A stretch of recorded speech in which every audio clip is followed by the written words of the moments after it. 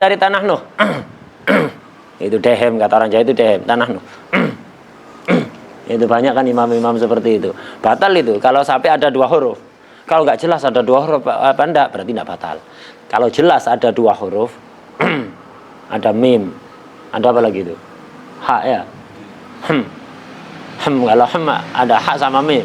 Kalau kata yang jelas sekali kalau buang ingus itu serot ya. Serot itu sin, ro, dan to kalau bunyinya serot ya.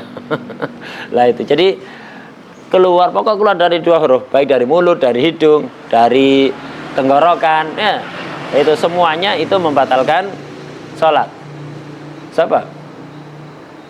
Siapa ini? Hah? Apa? Anak baru. Baru datang. Dari mana? Hah? Tegalaro. Duduk.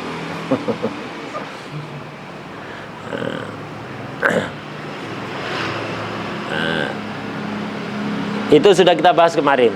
Sekarang akan dibahas omongan yang makdur. Jadi mengeluarkan suara dua huruf yang makdur. Artinya makdur tidak membatalkan sholat. Apa itu? Wa yu'dhar fi yasiril kalam. Dengan koyot-koyot nanti akan disebutkan. Semuanya ini koyotnya harus yasir. Omongan sedikit itu makdur, makfu, nggak membatalkan. Yasir itu berapa? 6 kalimat. Kalimat urfiyah bukan kalimat nahwiyah. Jadi wa yu'dhar fi yasiril kalam. Orang itu dikasih udur, dikasih toleran untuk ngomong sedikit. Artinya tidak membatalkan sholat. Omongan sedikit berapa kalimat? 6. Diambil dari kisah Rasulullah SAW dengan Dzulyaden. Rasulullah SAW itu pernah sholat yang mestinya 4 rakaat, dapat 2 rakaat salam. Semua sahabat diam, segan, mau nanya ke Rasulullah itu segan. Kenapa? Karena Rasulullah ini pembawa syariah. Bisa jadi mereka dzon bahwa Rasulullah SAW ini dikasih wahyu untuk merubah sholat yang asalnya 4 menjadi 2. Karena itu sahabat diam, pembesar sahabat diam, tidak ada yang berani nanya. Karena yang kita hadapi siapa? Pembawa syariah. Beda kalau antum sama guru, sehebat apapun guru antum, kalau sholat bukan qashar, mestinya 4 kok 2 salam, tidak boleh diem. Kita niru sahabat biar seperti pembesar sahabat. Nah, beda ya. Rasulullah SAW membawa syariah, setelahnya harus menerapkan apa yang ditetapkan untuk Rasulullah SAW. Jadi kalau sama guru, kalau ada salah ya sampaikan. Nah, itu sampaikan. Dapat 2 rakaat salam diem saja. Nah, itu. Kenapa? Kita niru para sahabat yang tidak berani bertanya pada Rasulullah SAW. Beda, tidak boleh ya. Itu. Sahabat waktu itu, besar sahabat, benar sikapnya. Karena mereka bersama siapa? Al-Musyarri', pembawa syariah. Bisa jadi memang dirubah sholatnya. Walaupun tidak ada pemberitahuan sebelumnya. Ya ketika sholat itu mungkin dikasih tahu. Kecuali Dzulyaden. Ada sahabat, lakopnya Dzulyaden. Punya 2 tangan. Semua orang Dzulyaden ya. Lakopnya ini. Jadi ada satu orang lakopnya itu Dzulyaden. Dia itu langsung jalan. Dia itu bertanya pada Rasulullah SAW, ya Rasulullah, aku sirotis sholatu amnasita.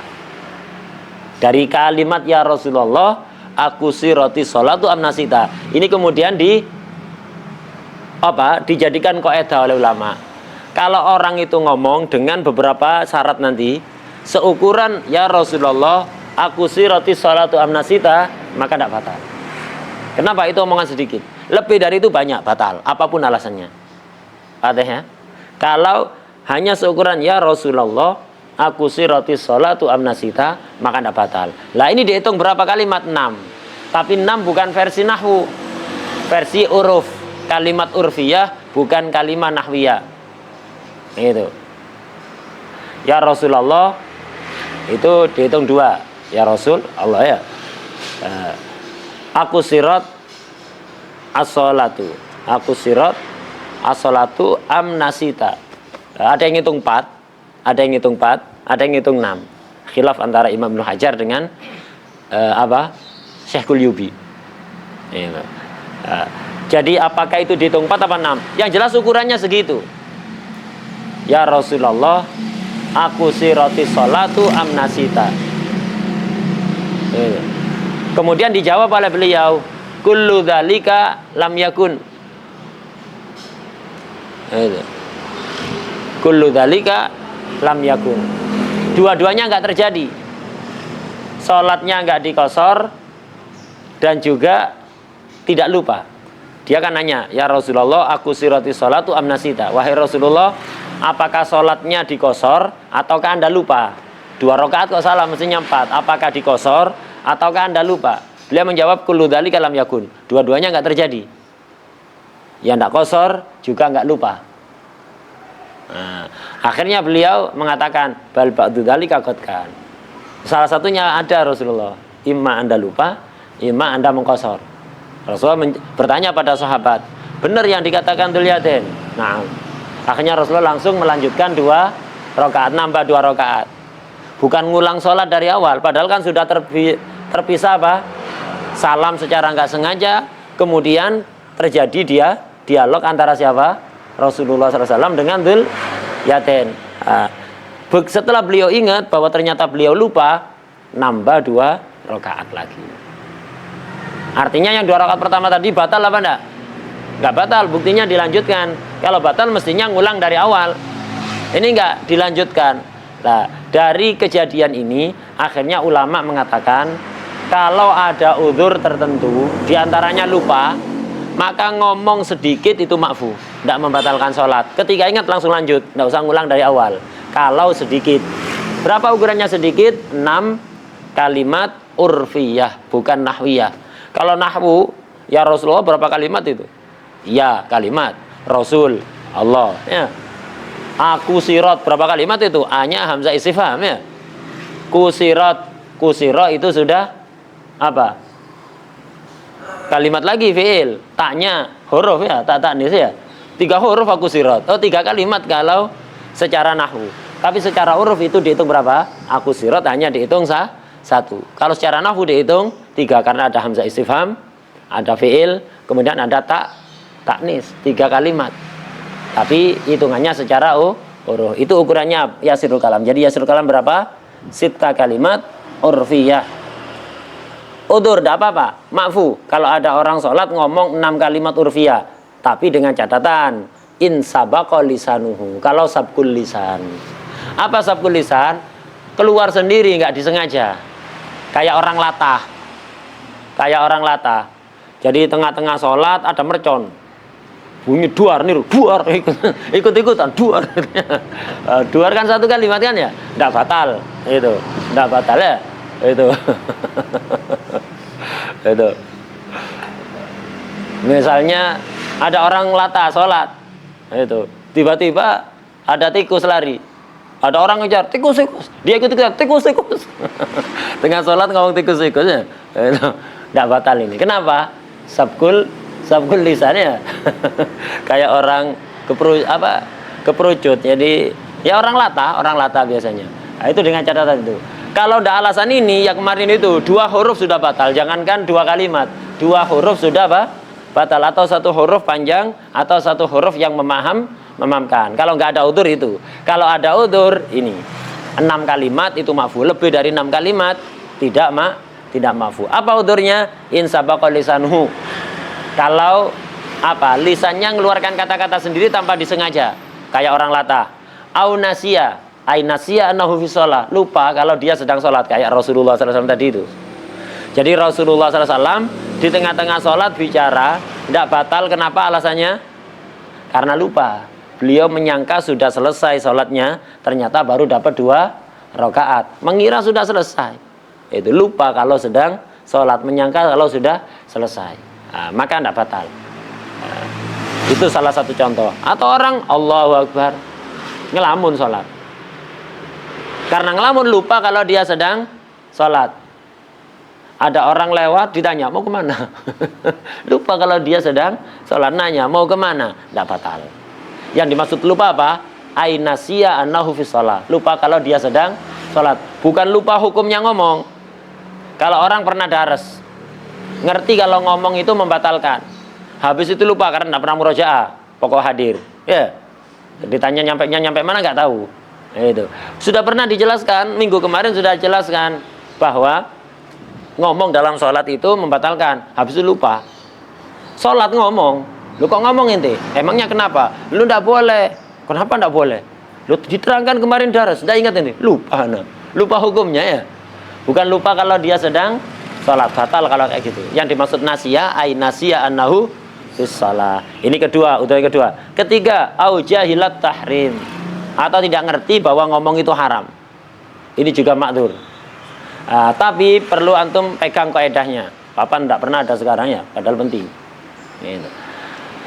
Orang jahil itu, orang nggak ngerti itu, ada yang makdzur, ada yang ghairu makdzur. Jahil yang makdzur hanya 3. Pertama, yang disebutkan di sini, au jahilat tahrim wa huwa qaribu ahdin bil Islam, baru masuk Islam. Jadi ada orang nggak ngerti, sholat ngomong. Sholat ngomong. Karena apa? Ditanya, "Loh kok ente ngomong sholat? Emangnya kenapa?" "Nggak boleh, haram, saya nggak ngerti." Nggak ngertinya sebabnya karena dia baru masuk Islam. Baru sehari, 2 hari, seminggu baru masuk Islam. Nggak tahu kalau ngomong itu membatalkan sholat. Maka nggak apa-apa. Ini jahil makdzur. Bukan hanya dalam bab sholat ini, dalam segala bab. Orang yang jahil makdzur, maafun. Ya, jahil makdzur. Pertama, jahil makdzur itu apa? Qaribu ahdin bil Islam. Nggak ngertinya gara-gara baru masuk Islam. Pertama. Kedua, au nasya'a bibadiyatin ba'idatin anil ulama. Dia hidup, tumbuh, ada di daerah pedalaman. Badiyah itu pedalaman yang ba'idah anil ulama, jauh dari ulama. Maksudnya ulama orang yang ngerti, tidak harus orang alim yang alama gitu, enggak. Jadi dia hidup di pedalaman, jauh dari orang yang ngerti. Di kampungnya nggak ada yang ngerti. Itu. Di kampungnya nggak ada yang ngerti tentang aturan-aturan sholat itu. Nggak ngerti kalau ngomong dalam sholat itu membatalkan. Jauh.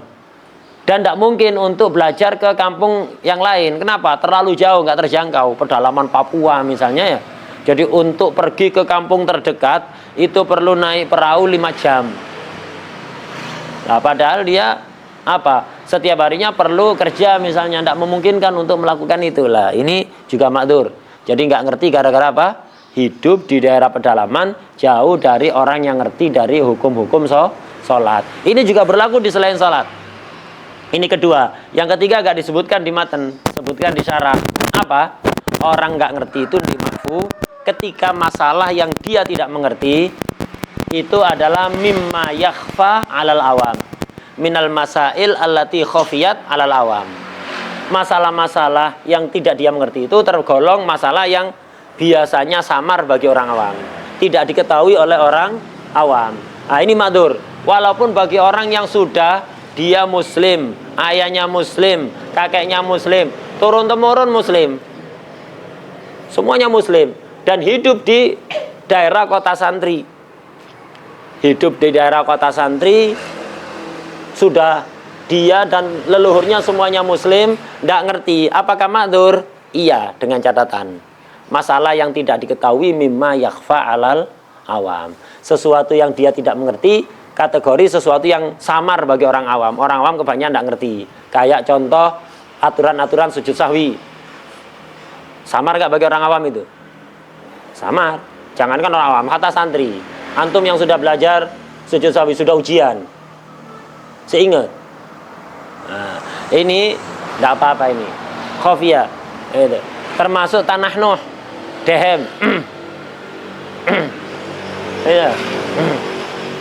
Ini kebanyakan masyarakat ngerti nggak kalau itu membatalkan? Kebanyakan masyarakat ngerti nggak kalau itu membatalkan? Hah? Nggak ngerti. Hatta santri, hatta satida sebagiannya itu sepanjang sholat nyoba mik di dalam sholat nyoba mik ya. Nah, itu. Nah, ini ketika ada orang di dalam sholat kok dehem, ditegur, ente sholat kok dehem, itu membatalkan sholat. Saya nggak tahu. Kalau memang betul dia nggak tahu, nggak batal sholatnya, sah, makdzur. Kenapa? Karena walaupun dia sudah dari leluhurnya orang muslim dan hidupnya di daerah santri, bahkan dia nyantri mondok, selama dia tidak tahu kalau dehem itu membatalkan, maka tidak batal. Tapi kalau udah tahu kok kemudian melakukan itu, ya batal. Wadahnya, yang makdzur siapa? Yang jahil. Jadi intinya Jahil yang ma'dzur itu ada berapa? 3. Pertama adalah qaribu ahdin bil Islam. Kedua, nasya'a bi badiyatin ba'idatin anil ulama. Ketiga, antakunal mas'alah mimma yakhfa 'alal awam. Masalah yang tidak diketahui tergolong masalah-masalah yang samar bagi orang awam. Artinya umumnya orang tidak mengerti. Seperti tanah Nuh. Udah.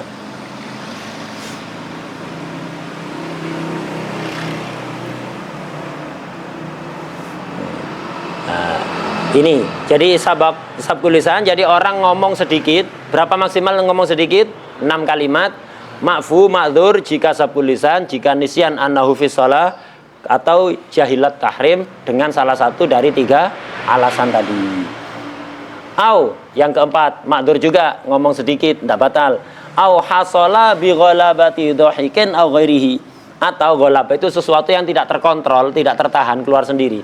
Atau terjadinya ngomong, terjadinya keluar huruf, itu sebabkan ketawa yang enggak tertahan. Ghalabati dhahik, tertawa yang enggak tertahan. Au ghairihi, atau lainnya. Nangis yang enggak tertahan. Batuk yang enggak tertahan. Nah, itu atau bersendawa. Ya, sebagian orang kan gitu kayak sapi habis makan. Kayak sapi. Padahal bisa ditahan. Itu kalau sampai di sholat, kalau bisa ditahan kok keluar gitu ya, batal. Gitu. Tapi kalau nggak tertahan keluar sendiri, nggak batal. Kayak orang batuk parah, nas'alullah alaihi wal afiyah. Batuk nggak tertahan, hatta ditahan keluar sendiri, nggak batal ini. Asalkan yasir. Berapa yasir? Seukuran 6 kalimat uhu 6 kali ya. Mafu 7 kali batal. Kalau berturut-turut. Kalau rakaat pertama 4 uhu itu ya. Wasir bersin termasuk. Kalau masih bisa ditahan kok dikeluarkan wasim gitu ya. Gitu. Padahal bisa ditahan, batal itu. Kalau nggak tertahan keluar sendiri. Nah, asal sebatas 6 kalimat, maaf tidak batal. Lebih dari itu tetap batal. Wadah, nah, itu tetap batal. Nah, jadi kalau langsung nyambung, kalau ketika berdiri 4 kali batuk, ketika rukuk 4 kali, ketika sujud 4 kali tidak ada masalah karena terpisah-pisah. Kalau langsung 7 kali itu batal. Atau ketawa. Jadi ada orang sholat, orang nggak bisa nahan ketawa, ya, sholat. Itu. Ada orang ngerjain di depannya, di apa gitu ya, dibuat dipancing-pancing ketawa. Kalau bisa ditahan, kok dia ketawa, batal. Hatta keluar 2 kata, hatta keluar 2 huruf, bukan 2 kata, 2 huruf udah batal. Tapi kalau nggak ketahan, nggak kuat ngempet. Itu. Jadi tadi ada cerita lucu, dia masih terngiang-ngiang di pikirannya sholat. Kalau ingat mau ketawa, habis itu digoda, digara-garai di tengah-tengah sholat ya. Jadi sampai udah ditahan, tetap keluar. Kalau hanya 6 kali seukuran 6 kalimat, maka tidak batal. Lebih dari 6 kalimat batal. Atau nangis, masya Allah khusyuk. Dengarkan bacaan imam, baca tentang ayat-ayat neraka, tentang ayat-ayat adab, atau ingat utang. Nangis sholat ya, ingat utang. Itu. Nangis sejadi-jadinya dalam sholat. Kalau masih bisa ditahan, keluar 2 huruf batal. Kalau nggak bisa ditahan, keluar aja nangis atau merintih kesakitan, nggak tertahan keluar sendiri. Itu keluar sendiri, bukan masih bisa ditahan, nggak bisa ditahan, keluar sendiri. Seukuran 6 kalimat nggak batal. Lebih dari 6 kalimat batal. Wadah ya. Tapi sekali lagi itu kalau ghalabah itu sudah nggak bisa ditahan sama sekali. Kebanyakan orang itu masih bisa ditahan, khususnya perokok. Tenggorokannya sering gatel ya. Tenggorokannya sering gatel sedikit dibatukkan, batal. Nggak nunggu 6 kalimat. 2 huruf keluar udah batal. Agak gatel. Itu ada hamzah itu jelas itu ya. Itu. Ada ha atau ha sama hamzah, batal kalau masih bisa ditahan. Itu. Agak gatel sedikit, kadang pas tenggorokan tidak enak, agak gatel. Sebenarnya ditahan bisa, tapi nggak nyaman, gatel di tenggorokannya. Kalau nggak dibatukan kan gatel kan ya, nggak nyaman. Nggak nyaman selama masih bisa ditahan harus tahan. Antum keluarkan keluar 2 huruf batal. Tapi kalau udah nggak tertahan keluar sendiri nggak batal, asalkan tidak melebihi 6 kalimat. Udah. Au hasala bi ghalabati dhahikin au ghairihi. Udah. Wala yu'dar. Ghalabah itu sekali lagi tidak tertahan. Wala yu'dar fil kasir bihadhil a'dar. Wala yu'dar fil kasir ay fil kalamil kasir. Kalam kasir, berapa kalam kasir? Melebihi 6 kalimat urfiyah. La yu'dar, enggak ma'dzur, enggak ditoleran. Enggak ditoleransi, enggak ditolerir. Itu, enggak dimaafkan. Bihadil adar, dengan adar-adar yang tadi disebutkan. Dengan udur-udur yang tadi disebutkan. Hatta ghalabah. Itu. Enggak maafu itu.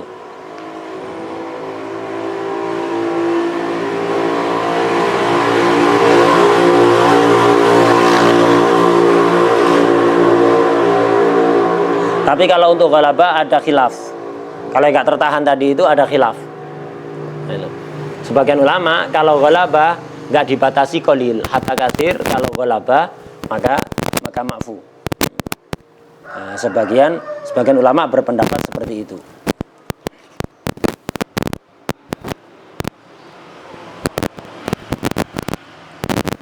Nah, ada yang ma'dzur juga, wa yu'dar fit tanahnuh li ta'adzuril qira'ah al wajibah. Ma'dzur artinya enggak batal salatnya untuk tanahnuh itu dehem.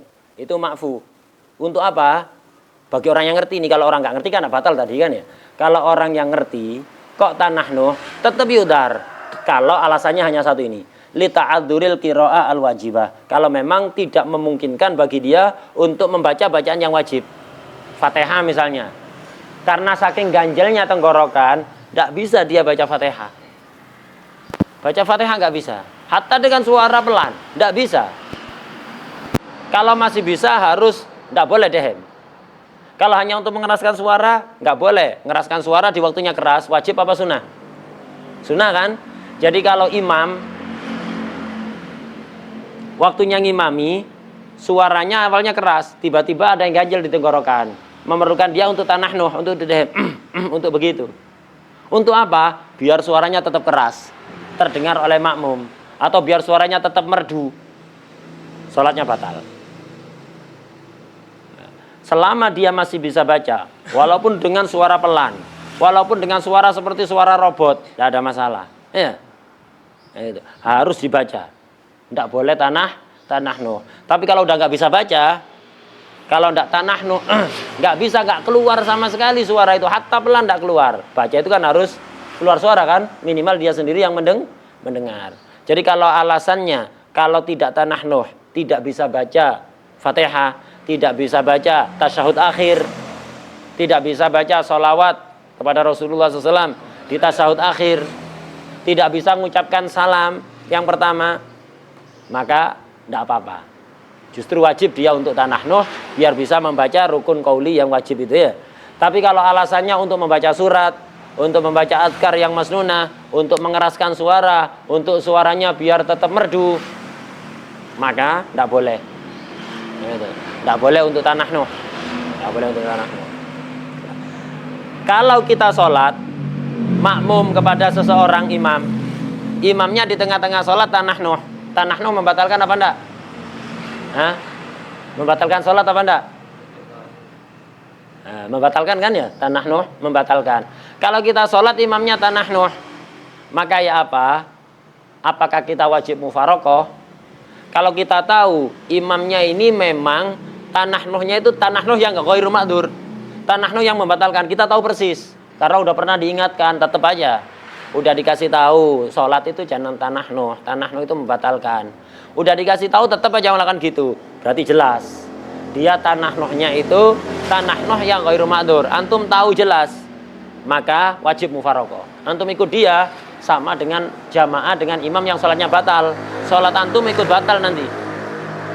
Wajib mufarokoh. Kalau kita jelas-jelas mengetahui imam ini tanahnuhnya tanahnuh yang nggak diperbolehkan, yang membatalkan. Tapi kalau kita nggak tahu, sholat mampir di masjid pinggir jalan, musafir mampir masjid pinggir jalan, sholat takbir, imamnya tanahnuh, kita nggak tahu, ragu orang imam tanahnuh kenapa ini? Apa gara-gara nggak ngerti? Apa gara-gara mengganjal tenggorokannya dia nggak bisa baca, atau gara-gara apa? Nggak harus mufarokoh, cukup husnudzon. Husnudzon paling dia nggak ngerti.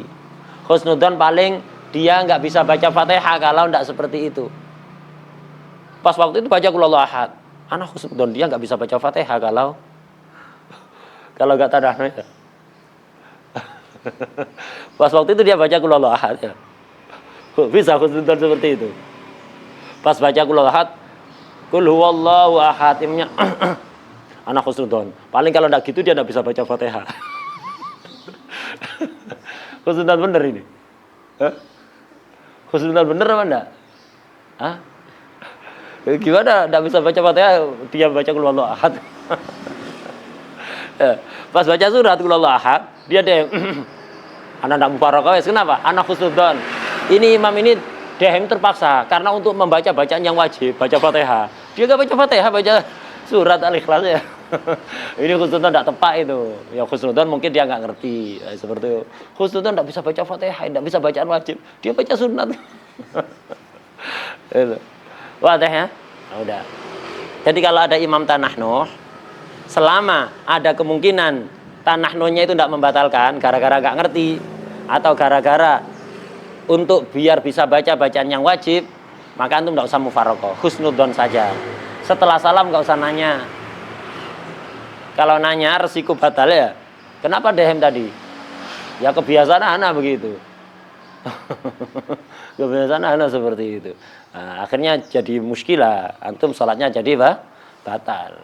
Itu. Jadi batal. Enggak usah nanya, pergi aja segera ya. Itu. Udah.